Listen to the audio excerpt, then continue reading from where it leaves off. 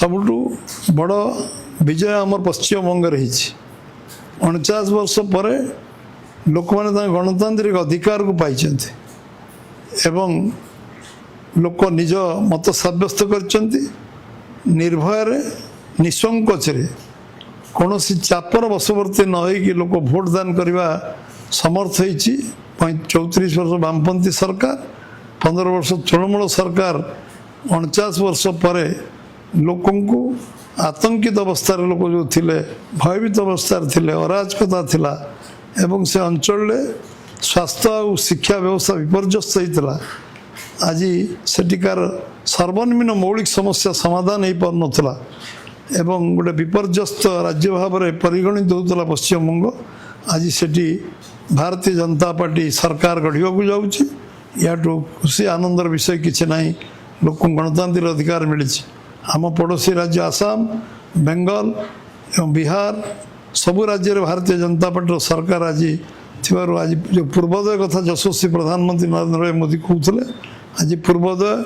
पूरा भारतीय जनता पार्टी सरकार नेतृत्व सरकार सबु राज्य में हो सारी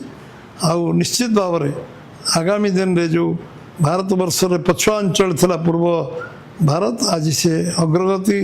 करिवार संभावना सृष्टि होती निश्चित भाव में जो स्वप्न 14 मसीह प्रधानमंत्री नरेंद्र भाई मोदी देखी आज यशस्वी प्रधानमंत्री निश्चित भाव में जो काम आज पूर्वोदयर उन्नति हेले भारत विकास हो 2047 विकसित भारत हम तांको स्वप्न निश्चित भाव में सफल हम एवं पूर्व राज्य मानकर आर्थिक विकास खूब द्रुतगति चलती ओडिशार प्रगति आगू जाइए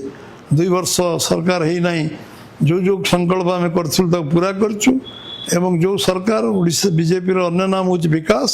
हम विकास भारतीय जनता पार्टी ना हम लोक मैंने आज सबू राज्य आज 22टी राज्य सरकार भारतीय जनता पार्टी हवाक जाऊँगी एवं भारत वर्षर केंद्र सरकार राज्य सरकार मिलित भाव डबल इंजिन सरकार निश्चित भाव में आगामी दिन में ओडिशा पश्चिमबंग बिहार एवं आसाम ये समन्वय काम करेंगे एवं गोटे नुआ रास्ता देखेबे आज एनडीए गवर्नमेंट आंध्र भी अच्छी आज आंध्र सराउंडिंग आम चतुर्पार्श्व सरकार समस्ते मिलित भाव में सहयोग काम हेले सबु अंचल उन्नति साधन हो पार सहयोग ओडिशार विकास हो पार ये अंचल विकास हो पार 5टी राज्य विकास हो पार